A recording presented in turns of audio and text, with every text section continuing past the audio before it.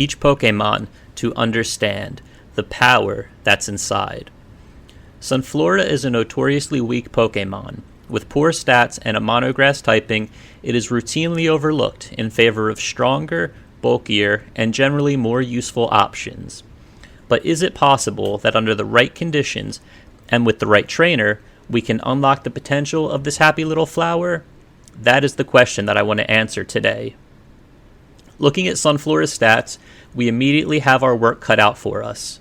Sunflora's only decent stat is its 105 special attack, while the rest of its stats are very unimpressive. Below average defenses and an extremely low speed means that this Pokemon is likely to be knocked out before it has a chance to fire off even a single attack, and even if it does, it's not going to be hitting hard enough to justify its use. Being a Sunflower Pokemon, both of Sunflora's standard abilities activate in harsh sunlight. It originally only had the ability Chlorophyll, which doubles its speed in the sun. Unfortunately, it is so slow that even with Chlorophyll active, it is not going to be outspeeding many Pokemon. And to add insult to injury, having the sun up is just making Sunflora more vulnerable to opponents' already super effective fire-type moves, making this Sunflower a sitting duck. Its hidden ability is the nearly useless Early Bird, which causes Sunflora to wake up early if it is put to sleep. But where things get intriguing is in its second ability, Solar Power, that it was given in Generation 4. Solar Power boosts Sunflora's special attack by 1.5 times in harsh sunlight, at the cost of 1/8 of its HP each turn. With this ability active, Sunflora's modest special attack becomes a truly impressive 157, on par with Dawnwing's Necrozma. We can further boost this power with the item Life Orb and a beneficial nature. With all of these multipliers in place, Sunflora's special attack reaches a truly astonishing 225, more than 30 points higher than Mega Mewtwo Y. Sadly, it is still too slow to make good use of this power, and adding in the HP tax of Solar Power, this Pokemon will be lucky to get off even a single attack before being knocked out. Ironically, the potential saving grace for Sunflora is also its biggest weakness. That 30 base speed is so slow that Sunflora is actually extremely fast in a Trick Room, where it outspeeds nearly every Pokemon except for opposing Trick Room users such as Torkoal.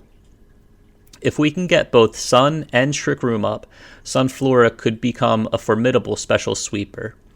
This is a tall order as it takes heavy investment and team support to set up both of these field conditions and switch in Sunflora safely without being interrupted by our opponent. Even if we can get this set up, there is no way to extend the duration of Trick Room, meaning our best case scenario is having 4 turns for Sunflora to wreak havoc. With all of this investment, 4 turns just is not long enough to sweep the enemy team, especially if the opponent stalls us out with moves like Protect. This leads me to the thought that our strategy may be better suited for double battles. This would allow us to get both Trick Room and Sunny Day up in a single turn, and trainers are limited to just 4 Pokemon in a double battle rather than the standard 6, which is perfect because we are looking to end things as quickly as possible. However, a double battle has the drawback of leaving Sunflora exposed to being knocked out by the opponent's second Pokemon. This is where the final piece of our puzzle comes into play. We can distract the opponent with something like a Clefairy Follow Me or an Amoonguss Rage Powder to keep Sunflora safe. However, there is a better option. Oranguru's signature move, Instruct, causes the target to repeat a move that it has already used this turn. This gives us the opportunity to have Sunflora attack twice in a single turn, knocking out both of our opponent's Pokemons and potentially ending a battle by turn 3. Although this is an extremely specific setup, I believe that under these conditions, Sunflora can truly be an unstoppable force of destruction. All that's left is to put it to the test. Alright, so battle number 1 here. The opponent leads off with Grimmsnarl and Dragapult. I've got the Alolan Golem and the Oranguru. Grimmsnarl reveals that it has Frisk, which is great, so we know it doesn't have Prankster, so once Trick Room goes up, I can definitely outspeed that thing. Dragapult goes for Dragon Dance, which is also great because we've got that Trick Room incoming.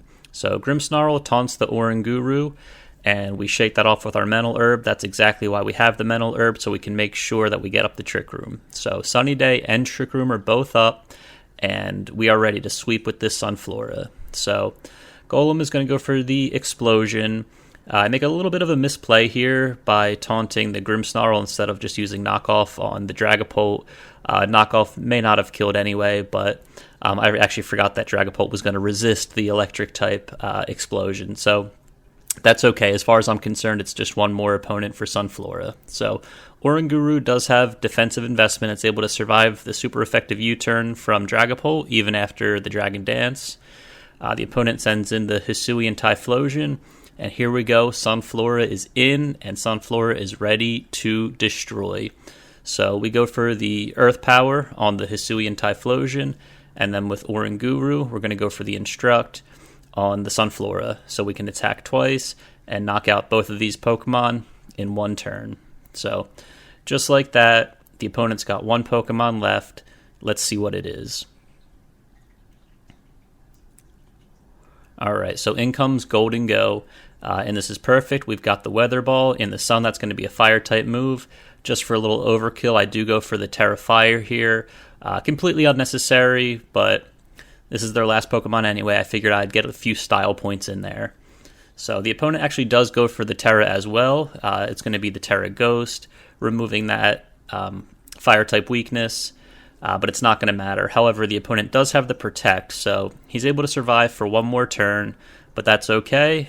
We've still got a few turns of Trick Room and Sunny Day, so we'll just knock him out on the next turn.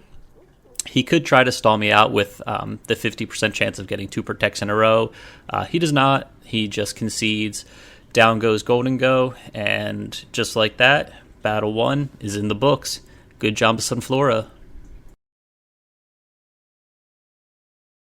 Alright, so let's have another battle. This time it looks like our opponent is coming with a rain team, so this will be nice to see if we can win that weather war. Obviously, we want the sun up, they want the rain up, so let's see how we do against this rain team. The opponent is going to lead off with Pelipper and Ludicolo, and we've got the same setup as last time. So Pelipper gets the rain up with Drizzle, and we're just going to go right for that Sunny Day and right for that Trick Room. I do go for the Terra on the Golem here. I'm a little bit concerned about my opponent throwing 2 water moves out to try to take me down on the first turn.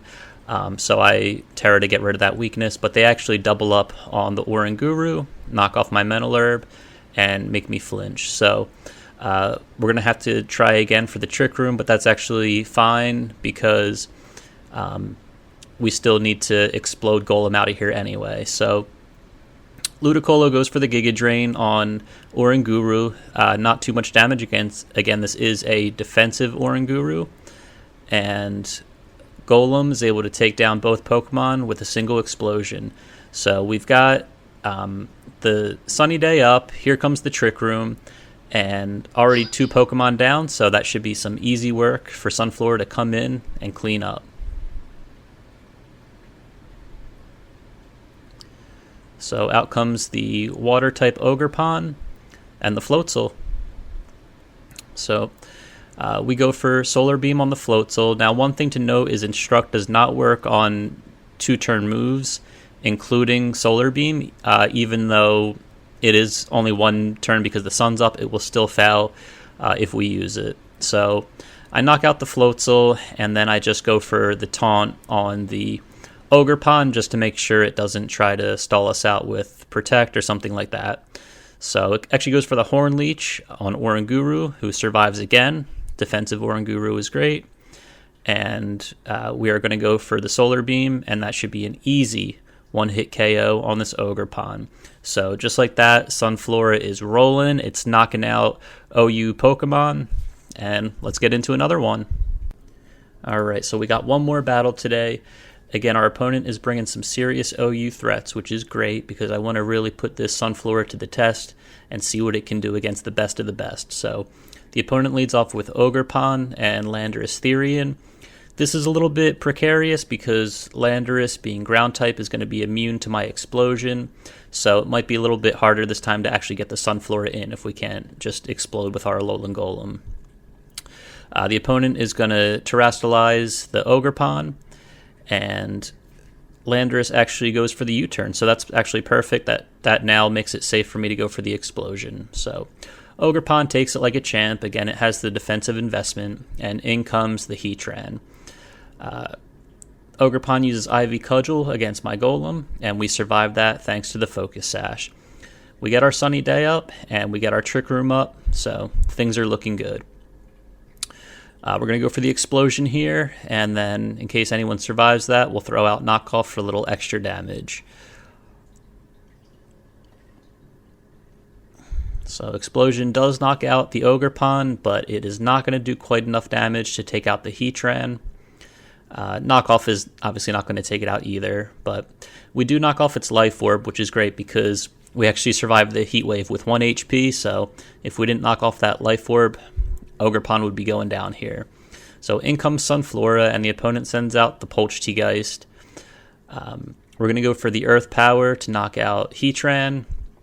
That's my biggest threat. I'm not so worried about the Poltergeist, but it actually has the Protect, so it uses Protect, stalls us out a little bit, and I did go for the knockoff on Poltergeist, which knocks off the Rocky Helmet and causes Oranguru to get knocked out itself from the Rocky Helmet damage. So we get burned from Machagacha, not a big deal.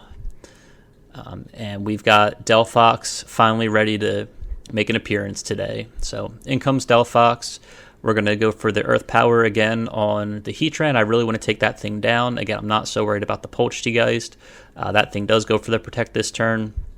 Finally, we take out the Heatran, and Poltergeist is safe behind its Protect. So the opponent's got one more Pokemon after the Poltergeist. It's still got that Landorus we got to take care of. And it's getting a little bit dicey because now I don't have my Oranguru to use Instruct. So things are getting a little bit hairy for Sunflora. So I go for the Solar Beam on Landorus, and that should be an easy one-hit KO. And it is. So Landorus goes down. We've got just the Poltergeist left. Sunflora's taking a lot of damage now between the Life Orb, the Solar Power, and the Burn. But not going to matter because Delphox is able to one-shot the Poltergeist and help clean up. So really good battles. Thank you guys so much for tuning in. And be sure to check back for more later.